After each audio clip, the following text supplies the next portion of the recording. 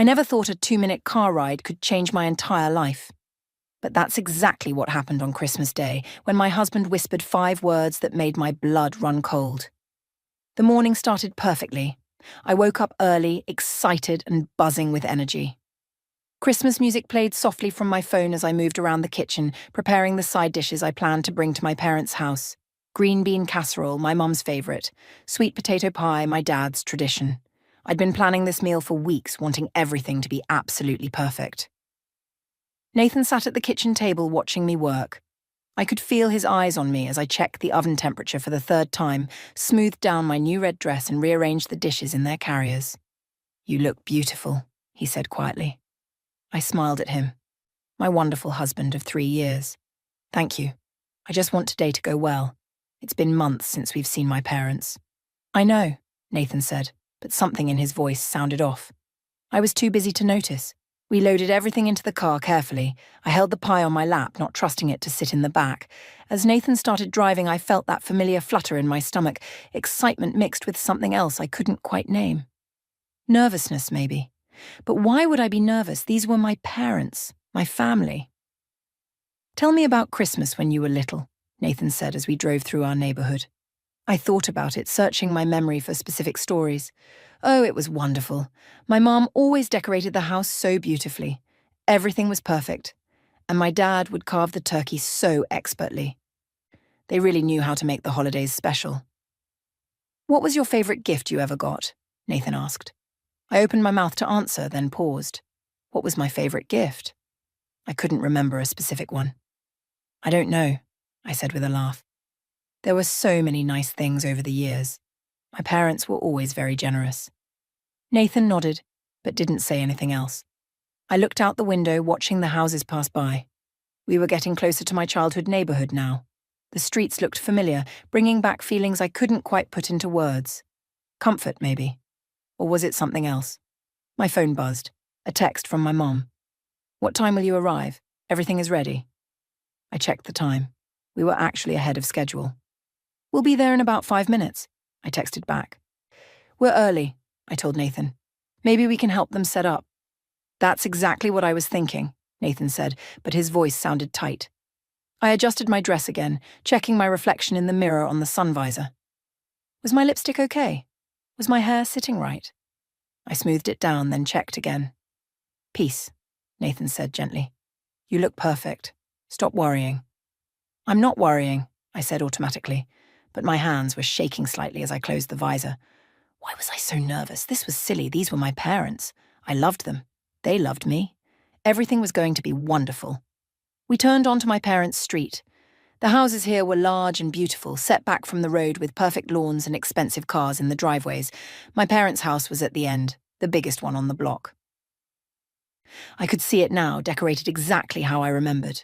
White Christmas lights along every edge of the roof, a wreath on the door with red ribbons. Everything looked magazine perfect. I was reaching for my phone to text my mom that we'd arrived when Nathan's entire body went rigid. His hands gripped the steering wheel so tight his knuckles turned white. His face lost all its colour in an instant. "Nathan," I said, concerned, "are you okay?" He didn't answer. His eyes were locked on something ahead of us. We were maybe 2 houses away from my parents' driveway now, close enough to see their front window clearly. "Nathan, what's wrong?" I asked again, starting to feel scared. I'd never seen him look like this. He looked terrified. "Turn the car around," he whispered. His voice was shaking. "Now." "What?" I didn't understand. We were right here. Dinner was about to start. "Why?" "Turn around, please." Nathan still wouldn't look at me.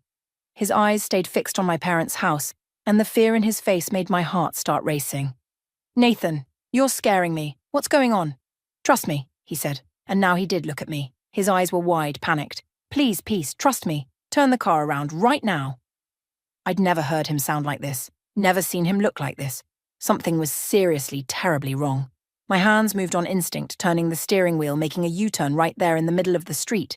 The pie nearly slid off my lap. The dishes in the back rattled. As we drove away, I kept looking back at my parents' house, confusion flooding through me. We were supposed to be there. They were expecting us. What would they think when we didn't show up? But Nathan's fear was real. I could see him checking the rearview mirror over and over, his breathing fast and shallow. Whatever he'd seen, it had scared him badly enough to make us leave. "Where are we going?" I asked quietly. "Away from there," Nathan said. "Somewhere public. Somewhere safe." Safe? Why wouldn't my parents' house be safe?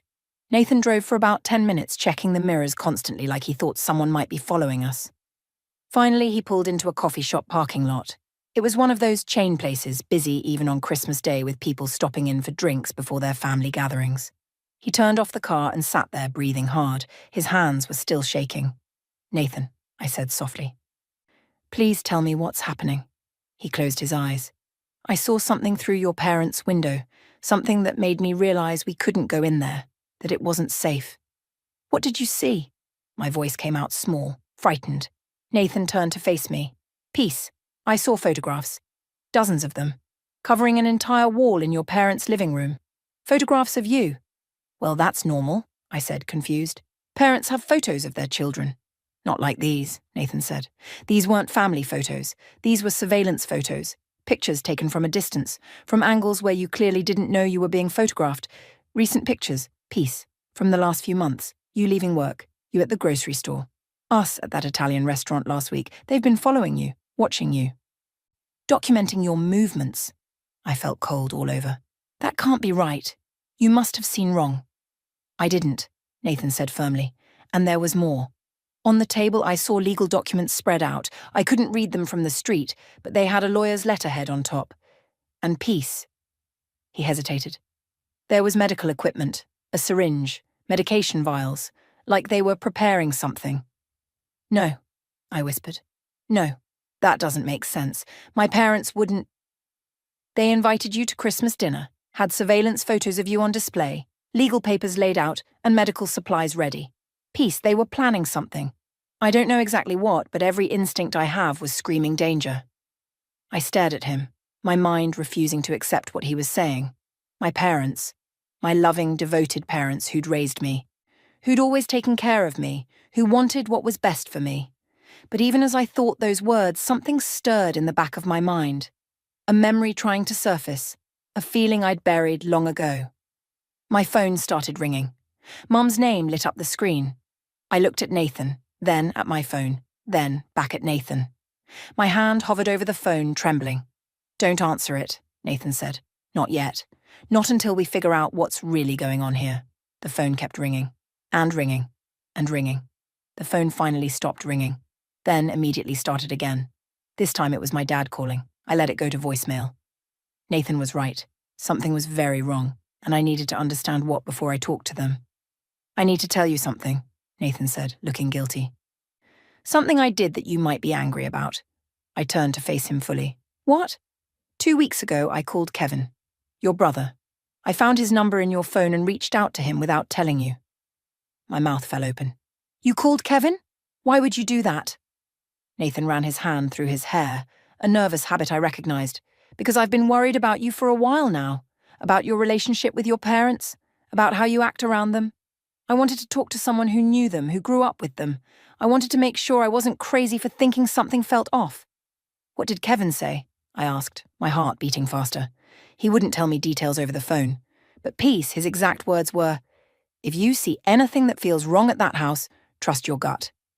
Get peace out of there." He was afraid for you. And now I understand why. I shook my head, trying to process this. "Kevin stopped talking to our family years ago. He got weird and distant. My parents said he was going through some kind of crisis." "Did they?" Nathan asked gently. "Or did they tell you not to contact him, not to ask questions?"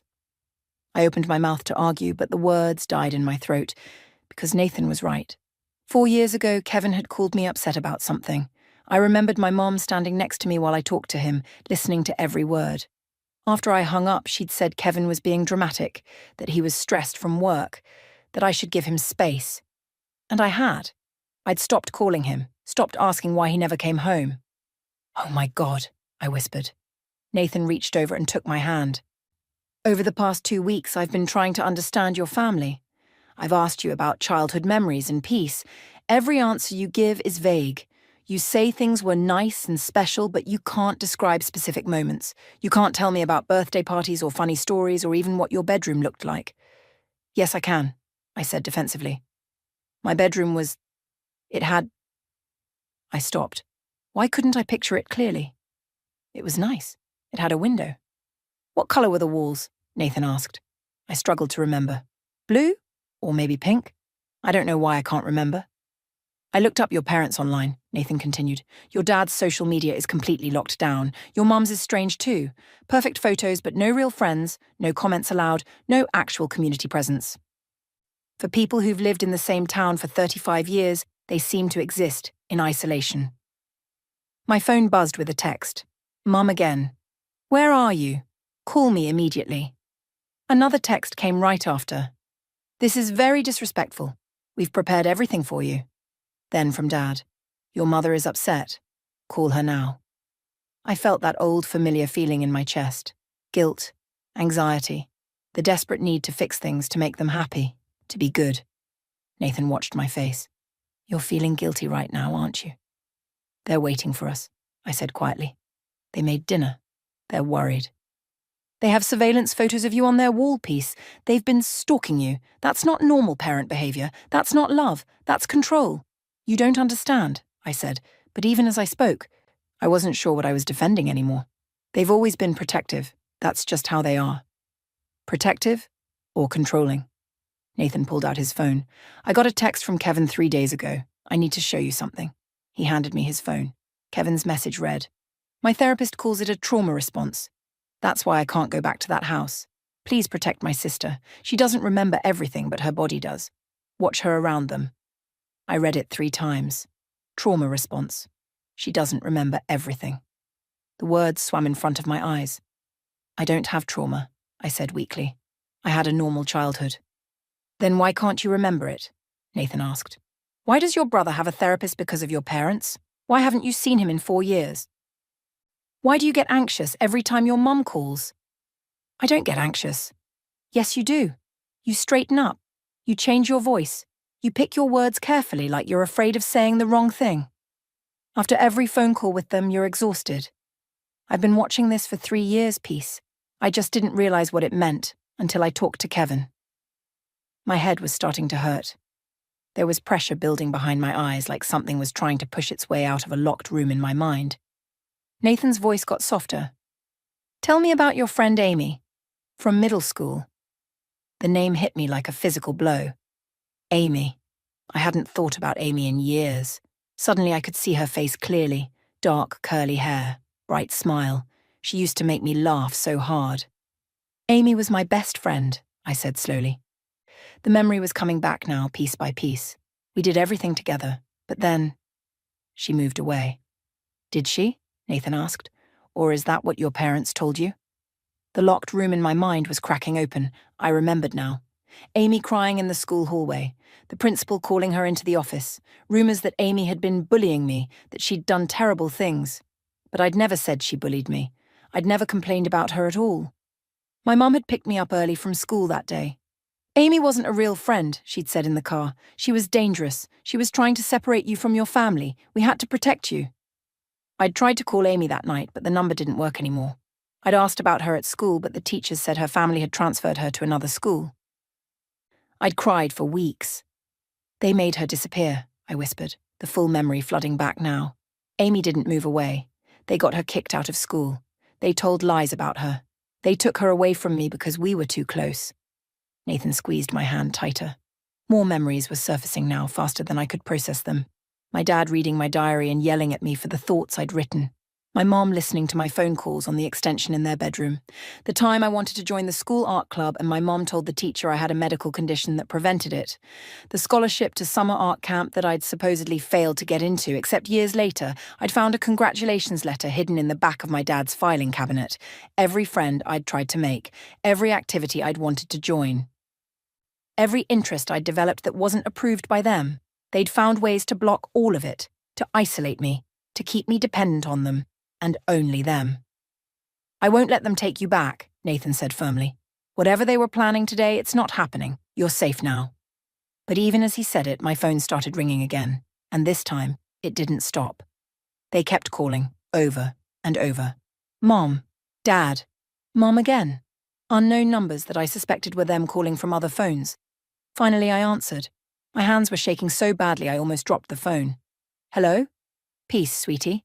My mum's voice was sugary sweet, but I could hear the steel underneath it. We've been so worried. Where are you? I looked at Nathan. He nodded encouragingly. I'm not coming to dinner, I said. My voice sounded small. There was a long pause.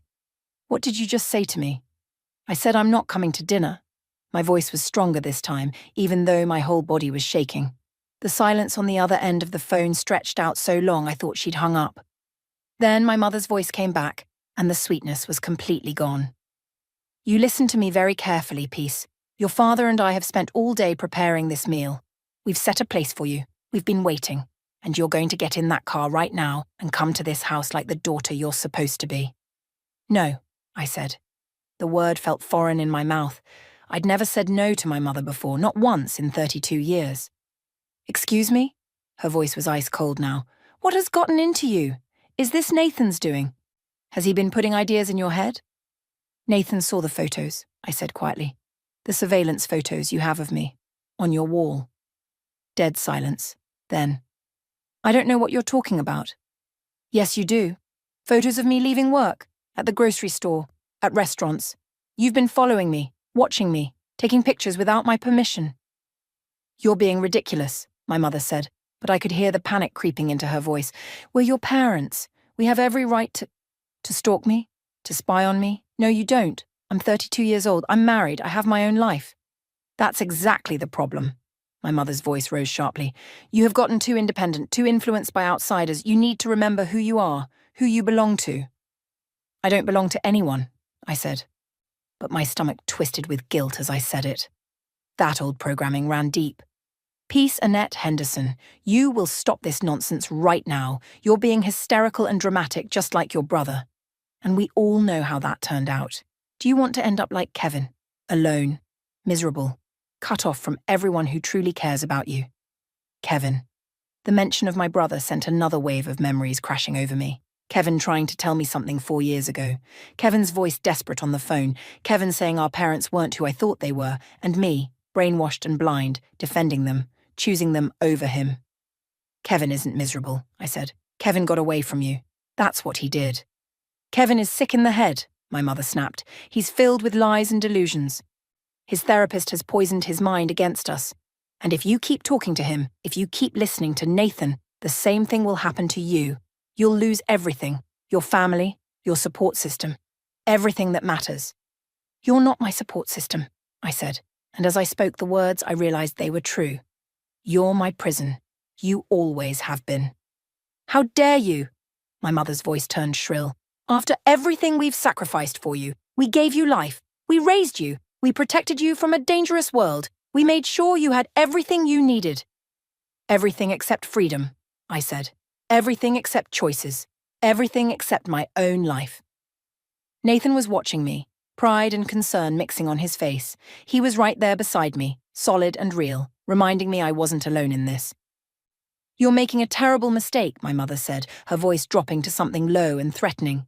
If you don't come to this house right now, there will be consequences. Serious consequences. Are you threatening me?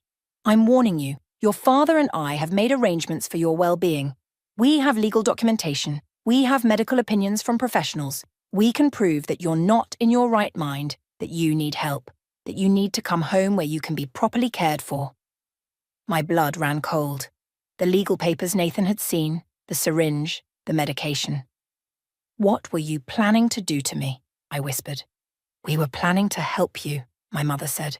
We consulted with doctors who agree that you've been showing signs of mental instability. Your father has a friend who's a psychiatrist. He's prepared to sign the necessary papers to have you placed under our care temporarily, for your own safety. You were going to drug me, I said, horror washing over me.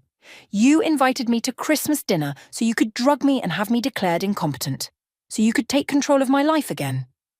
It's not like that, my mother said quickly. You're twisting everything. We just want to help you.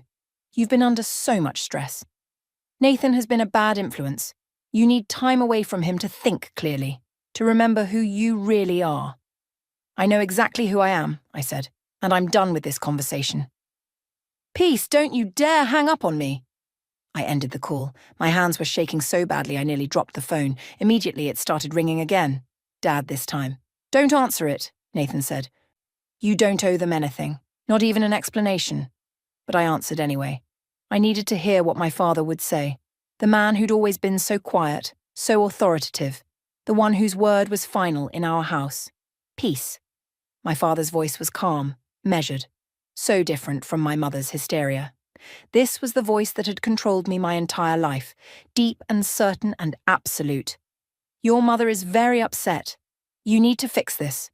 By coming to your house? So you can drug me and have me declared mentally incompetent? Is that what your mother told you?" He sighed. "She gets emotional. She exaggerates. Let me explain what's really happening. Nathan has been isolating you from your family. Classic signs of abuse.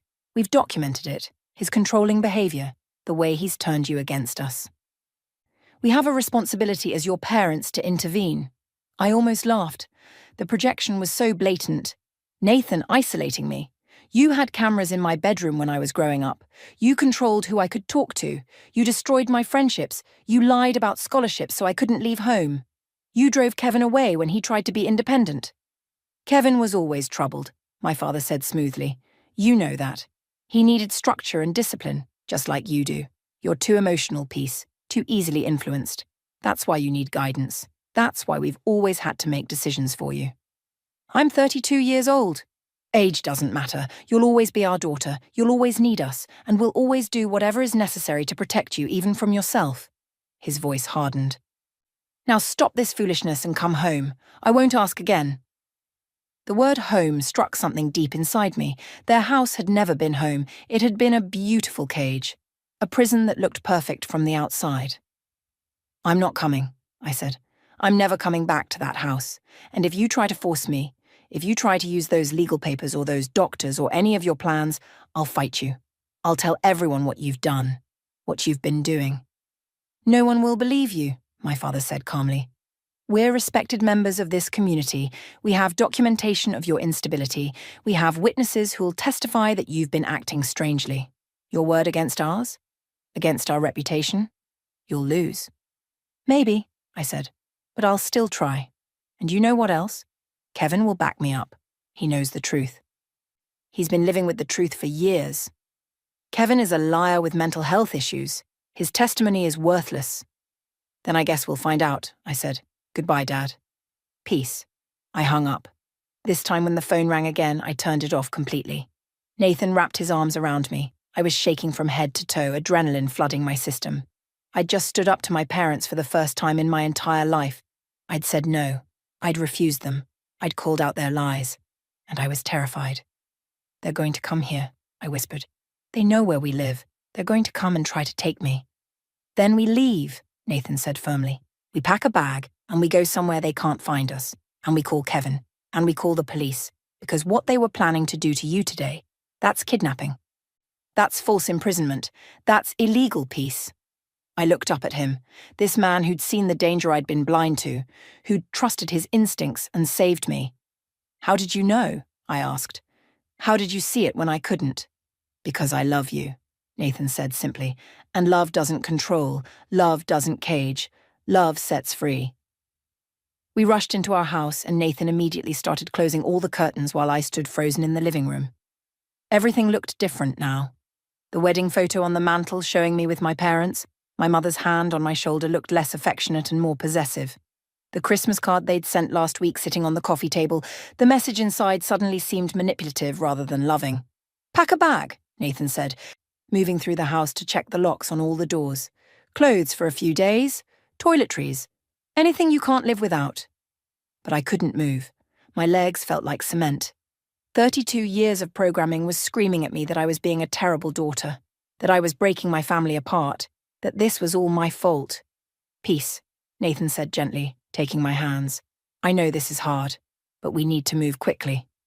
"I should call Kevin," I said, my voice barely a whisper. "I need to talk to my brother." Nathan nodded and handed me his phone since mine was turned off. My hands shook as I dialed Kevin's number. He answered on the second ring. "Nathan, it's me," I said. "It's Peace." There was a sharp intake of breath on the other end. "Peace, are you okay? Where are you?" "I'm home." Nathan and I left before we got to Mum and Dad's house. He saw things through their window, surveillance photos of me, legal papers, medical supplies. My voice cracked. Kevin, what's happening? What did they do to you? Kevin was quiet for a moment. When he spoke, his voice was thick with emotion. I've been waiting 4 years for you to call me and ask me that question. I'm sorry, I whispered. I'm so sorry I didn't believe you, that I chose them over you. I don't even remember what you tried to tell me back then. Why can't I remember? Because they trained you not to, Kevin said. Peace. Our childhood wasn't normal. I didn't realize it until I went to college and saw how other families worked, how other parents treated their kids. I started going to therapy my junior year, and my therapist helped me understand what had happened to us. Tell me, I said. Please, I need to know. Kevin took a shaky breath. Do you remember having any privacy growing up? Any space that was just yours? I tried to think. My bedroom. There was something about my bedroom. Dad had cameras, I said slowly, the memory surfacing like something rising from deep water. In our rooms. He said it was for our safety. He watched us constantly, Kevin said, every moment. I found the recordings once when I was 15. Hours and hours of footage of us sleeping, changing clothes, crying, everything. When I confronted him about it, he locked me in my room for 2 days, told Mom to tell the school I was sick. My stomach turned. I don't remember that. You wouldn't. You were only 11. And they were very good at hiding things from you. They always treated you differently than me. I was the problem child who needed to be controlled. You were the perfect daughter who needed to be protected. 2 different kinds of prison. What else? I asked, needing to know even though each word felt like a knife. Do you remember your friend Amy? The name brought a fresh wave of pain.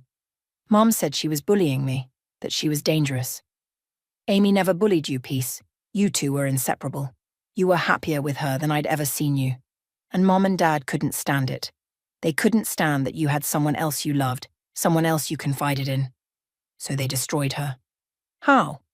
They fabricated evidence, created fake text messages, photoshopped pictures to make it look like Amy was sending you threatening messages. They presented it all to the school. Amy got suspended. Her parents were so horrified they pulled her out of school entirely. The family's reputation was ruined. And you... Kevin's voice broke. You cried for weeks, and Mom just kept telling you that Amy was never really your friend, that only family could be trusted. I was crying now, tears streaming down my face.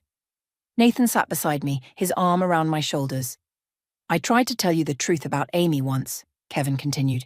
You were 16. I showed you the real messages, the ones that proved Amy never threatened you. And you know what you did? What? I whispered. You told Mom and Dad. You showed them what I'd tried to tell you. And Dad... Kevin paused.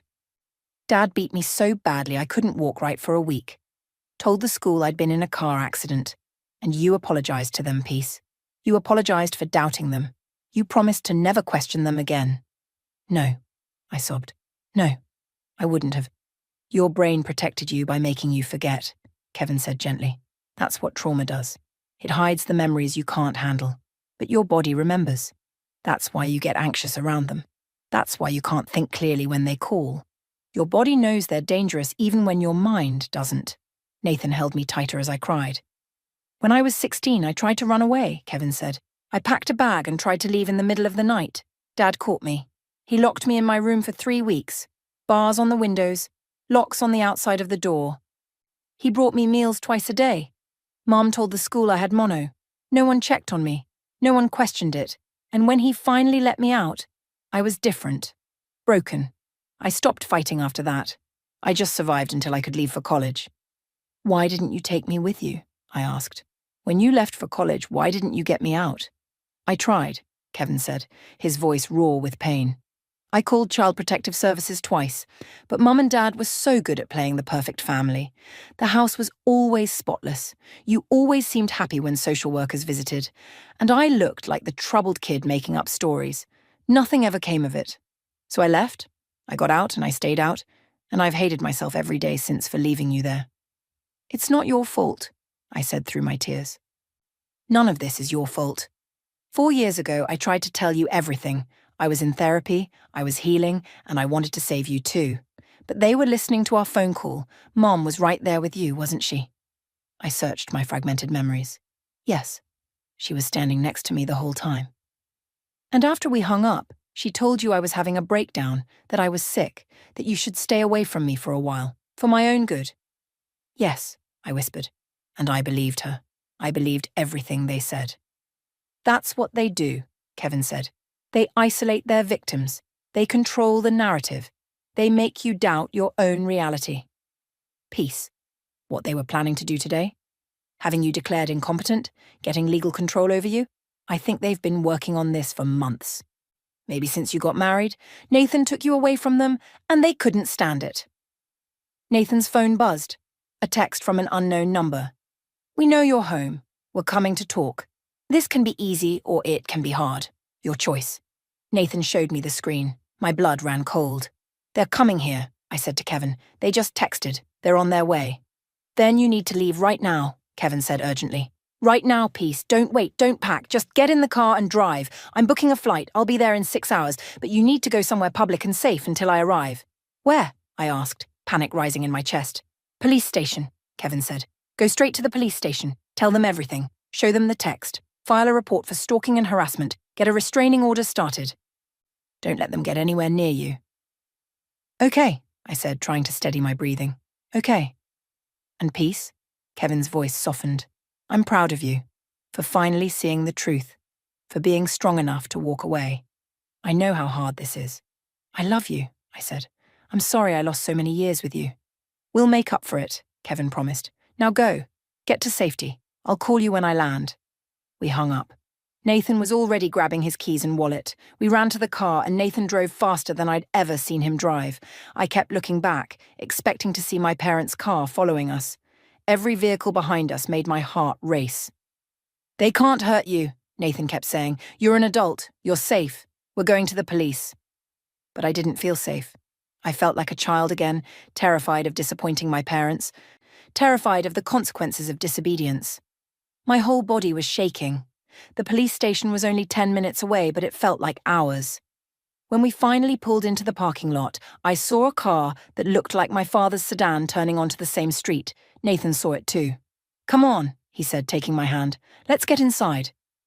The officer at the front desk was a woman in her 40s with kind eyes. How can I help you? I need to report stalking, I said, my voice trembling, and attempted kidnapping. My parents... Your parents? The officer's eyebrows rose slightly. I know how it sounds, Nathan said, but please, just listen. They've been surveilling her without consent. They were planning to drug her and have her falsely declared incompetent. We have evidence. The officer's expression turned serious. Come with me. She led us to a small interview room. Over the next hour, I told her everything. About the surveillance photos Nathan had seen, about the legal papers and the syringe, about the text messages threatening us, about Kevin's experiences, about the fake bullying accusations against Amy, about the cameras in our bedrooms, about the isolation and control. The officer took notes carefully. Do you have any of these text messages? Nathan showed her his phone. The threatening message was still there. We know you're home. We're coming to talk. This can be easy, or it can be hard. That's definitely threatening language, the officer said. She looked at me with compassion. I'm going to be honest with you. Cases involving family members are complicated, but what you're describing, surveillance without consent, threats, planning to administer drugs without permission, these are serious crimes. I'm going to start a report. I'm also going to send an officer to your parents' house to document the surveillance photos if they're still visible. What if they've taken them down already? I asked. Then we'll note that. But we still have your testimony, your husband's testimony, and these text messages. I'd also like to contact your brother. His statement would be valuable. I gave her Kevin's number. She stepped out to make some calls, leaving Nathan and me alone in the small room. I can't believe this is real, I whispered. I can't believe my whole life has been a lie. Not your whole life, Nathan said. The last 3 years with me have been real. Your job is real. Your art is real. Your friends are real. They controlled your past, but they don't control your future.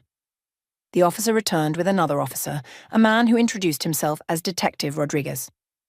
I've been briefed on the situation, he said. I just came from your parents' house. And? I asked, holding my breath. The surveillance photos are gone. The living room has been cleaned. But your parents were very agitated when we arrived. They claimed you've been having mental health issues and that they were planning an intervention today. They showed us documents from a psychiatrist recommending involuntary treatment. My stomach dropped. Those documents are fake or based on lies they told the doctor. That's what I suspected, Detective Rodriguez said. The psychiatrist they used is a friend of your father's. We'll be investigating that relationship. What concerns me more is that when we mentioned you'd filed a report about surveillance, your mother became extremely hostile. She made statements that could be interpreted as additional threats. What kind of statements? Nathan asked. She said, and I quote, "Peace doesn't understand what's best for her. We'll do whatever is necessary to bring our daughter home where she belongs." When I explained that you're an adult who can make your own choices, your father said, not if she's declared incompetent. It was clear they have a plan in place. Can you stop them? I asked desperately. We're issuing an emergency protective order, Detective Rodriguez said. Your parents cannot contact you or come within 500 feet of you. If they violate this order, they'll be arrested immediately. We're also opening an investigation into the surveillance, the fraudulent medical documents, and the threats. Depending on what we find, charges could range from stalking to attempted kidnapping. I felt like I could breathe for the first time in hours. Thank you. There's something else, the detective said. When we were leaving your parents' house, we noticed they were loading suitcases into their car. We asked where they were going, and they refused to answer. It's possible they're planning to leave town, which could complicate the investigation. Do you know of any other properties they own? Places they might go? I thought hard. They have a cabin, in the mountains about 3 hours north. They used to take us there when Kevin and I were kids. A memory surfaced, dark and unpleasant. Kevin hated going there. He used to cry and beg not to go. Detective Rodriguez and the officer exchanged glances. We'll look into that property, he said. In the meantime, I'd recommend you stay somewhere other than your home for the next few days. Do you have friends or family you can stay with? Kevin's flying in tonight, I said. We can get a hotel until he arrives. The detective gave us his card. Call me immediately if your parents contact you or if you remember anything else that might be relevant. And Ms. Henderson? What you did today took courage. A lot of victims of parental abuse never recognize it for what it is. You're doing the right thing. After we left the police station, Nathan drove us to a hotel across town. I was exhausted, emotionally drained, but my mind wouldn't stop racing. We checked in under Nathan's name, and he made sure our room was on a high floor with a view of the parking lot so we could see if anyone suspicious arrived. I sat on the hotel bed and finally turned my phone back on. There were 47 missed calls, 38 text messages, all from my parents or unknown numbers that I suspected were them calling from different phones. I didn't read most of the messages, but I read the last one, sent just 20 minutes ago from my mother's phone. You've made your choice. You've chosen to betray your family. You'll regret this. You don't know what you've done. You don't know what we're capable of. I showed it to Nathan. He immediately forwarded it to Detective Rodriguez. That sounds like a direct threat, Nathan said. They're making this worse for themselves. My phone rang. Kevin's name appeared on the screen. I answered immediately. I just landed, he said. I'm getting a rental car now. Where are you? I gave him the hotel address. Kevin, the police went to their house. Mum and Dad were packing suitcases. The detective thinks they might be running. Kevin was quiet for a moment. Or they're going to the cabin. That's what I thought too. Peace, listen to me carefully. Don't go anywhere near that cabin. Whatever memories you have of that place, I promise you the reality was worse. That's where the worst things happened. That's where... His voice broke. That's where they broke me. I can't talk about it yet, but promise me you'll stay away from there. I promise, I said, chills running down my spine. I'll be there in 40 minutes, Kevin said. Stay inside. Keep the door locked. I'm bringing copies of all my therapy records and documentation of everything they did. We're going to make sure they can never hurt anyone again. After we hung up, I looked at Nathan. What if they get away with this? What if their reputation protects them? Then we'll fight harder, Nathan said firmly. I leaned against Nathan, feeling the weight of 32 years pressing down on me. We sat in silence for a while, waiting for Kevin. The hotel room felt both safe and suffocating. I kept thinking about my parents loading their car, about that cabin in the mountains, about all the memories I'd buried. Tell me something good, I said to Nathan. Tell me about our future, after all this is over. Nathan pulled me closer. We're going to have a real Christmas, just us and Kevin. We'll make our own traditions. No walking on eggshells. No performing, just being together. I smiled through my tears. That sounds perfect. A knock on the door made us both jump. Nathan checked the peephole, then opened it. Kevin stood there, older than I remembered, with dark circles under his eyes but the same kind face I'd loved as a child. "Peace," he said, and I ran to him. We held each other and cried. 4 years of separation, of manipulation keeping us apart, melted away in that embrace. "I'm so sorry," I kept saying. "I'm so sorry I didn't believe you." "You're here now," Kevin said. "That's what matters. You got out." We spent the next hour talking. Kevin showed us his therapy records, documenting years of abuse. He'd kept a journal of everything he could remember, every incident, every manipulation. It was horrifying to read, but it was also validation. Proof that I wasn't crazy. Proof that what happened to us was real. My phone rang. Detective Rodriguez. I put him on speaker. "Ms. Henderson, we've located your parents. They're at the mountain cabin. We sent officers to conduct a welfare check based on the threats they made. What we found there," he paused, "we found extensive documentation. Your parents kept records of everything. Journals detailing their plans to regain control over you. Medical records they'd falsified. Photos and surveillance footage going back months. And we found evidence of other concerning behavior related to your childhood." "What kind of evidence?" I asked, my voice shaking. "I'd rather discuss this in person. Can you come to the station tomorrow? Bring your brother if possible. What I can tell you now is that we have enough evidence to charge your parents with multiple crimes: stalking, harassment, conspiracy to commit kidnapping, fraud related to the medical documents, and we're investigating additional charges related to your childhood." After the call ended, Kevin and I sat in stunned silence. This was really happening. Our parents were going to face consequences for what they'd done. "It feels surreal," I said. "Part of me still can't believe they're actually dangerous. That voice in my head keeps saying I'm overreacting." "That's the programming," Kevin said gently. "It takes time to undo. Years of therapy for me, and I still have moments where I doubt myself. But Peace, they were going to drug you. They were going to take away your freedom, your autonomy, your life. That's not love. That's ownership." Over the next few weeks, the truth came out piece by piece. The psychiatrist who'd signed the competency papers lost his license for falsifying documents. The investigation into my parents revealed a pattern of behavior spanning decades. Other people came forward. Neighbors who'd witnessed concerning things but had been afraid to speak up. Teachers who'd had suspicions but were intimidated into silence by my parents' reputation and threats of lawsuits. The cabin yielded the most disturbing evidence. Journals where my mother wrote about her plans to rescue me from Nathan's influence. Detailed surveillance logs. Videos of me that I never knew existed. And, most heartbreaking, childhood photos and videos that showed Kevin and me looking terrified, not happy. The perfect family image had been completely manufactured. My parents were charged and eventually pleaded guilty to lesser charges in exchange for avoiding trial. They received restraining orders, probation, and mandatory psychiatric evaluation. They lost their standing in the community, their perfect image shattered completely. I started therapy 3 times a week. It was hard work, excavating all those buried memories, learning to trust my own perceptions, understanding that my feelings were valid. Some days I felt strong. Other days I felt like I was drowning in grief, not just for the childhood I'd lost, but for the parents I'd thought I had, the ones who'd never really existed. Kevin moved closer, taking a job in our city. We had dinner together twice a week, rebuilding the relationship our parents had tried to destroy.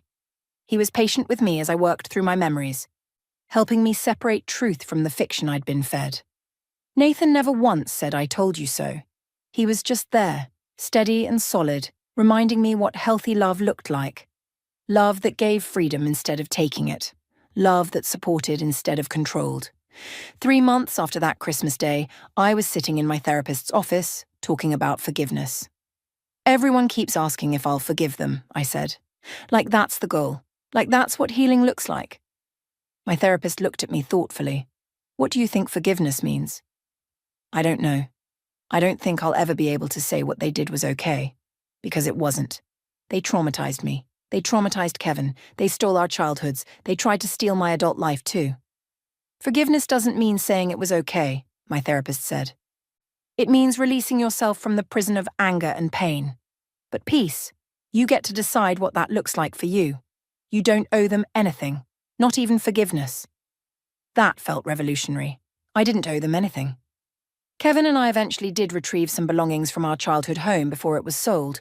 Walking through those rooms felt like visiting a crime scene. I saw the places where cameras had been hidden, the locks that had been on the outside of Kevin's bedroom door, the filing cabinet where my father had hidden the acceptance letter to art camp.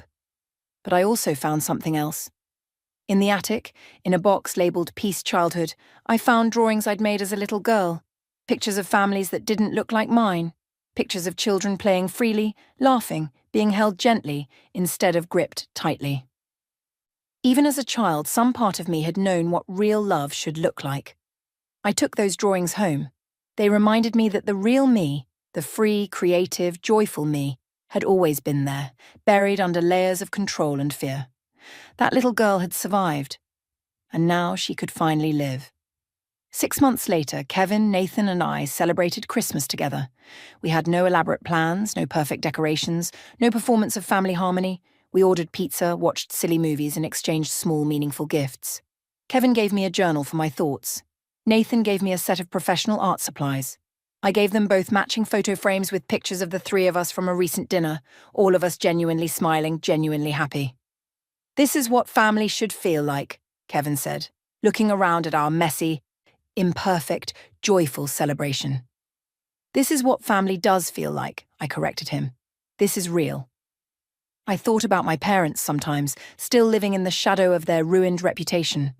I wondered if they understood what they'd done, if they felt remorse or just anger at being caught. My therapist said I might never know, and I had to make peace with that. But I was making peace with a lot of things. Peace with my imperfect memories, peace with the fact that healing wasn't linear, peace with the reality that I'd lost years with Kevin but we had years ahead, peace with the understanding that the people who were supposed to protect me had been the ones I needed protection from. Most importantly, I was making peace with myself, with the parts of me that had survived by forgetting, with the parts that had cooperated to stay safe, with the parts that still felt guilty sometimes, that still heard my mother's voice telling me I was being ungrateful. Nathan's instinct that Christmas Day had saved me from whatever my parents had planned. But more than that, it had saved me from a lifetime of never questioning, never seeing, never breaking free. I never saw my parents the same way again. I saw them clearly for the first time, not as the loving protectors they'd pretended to be, but as the controllers they'd always been. And in seeing that truth, painful as it was, I found something infinitely more valuable. I found myself. I found freedom. I found a future that was truly mine to create. And I discovered that family isn't about blood, or obligation, or perfect Christmas dinners. Family is about people who love you enough to let you be yourself, who trust you to make your own choices, who celebrate your independence instead of fearing it. I had that now, with Nathan, with Kevin, with the therapist who guided me through the darkness, with the friends I was finally allowing myself to make without fear. That 2-minute car ride from my parents' house to the coffee shop had changed everything. Nathan's 5 words, "Turn the car around right now," had been the beginning of my real life. Sometimes I drove past my parents' old house, now owned by another family. I wondered if those rooms held the echoes of all the pain they'd witnessed. But then I'd drive home to Nathan, maybe stop by Kevin's apartment, maybe sketch in my journal or paint something just because I wanted to.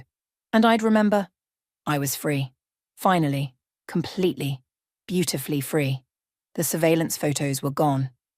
The legal documents were voided. The control was broken. I was 32 years old, and for the first time in my life, I was living on my own terms. That was the greatest Christmas gift I'd ever received, even though it came wrapped in pain and truth and hard conversations. Even though it meant accepting that my childhood had been stolen and my parents weren't who I'd needed them to be. Because now I had something they could never take away. My own life, my own choices, my own future, and I was never, ever going back.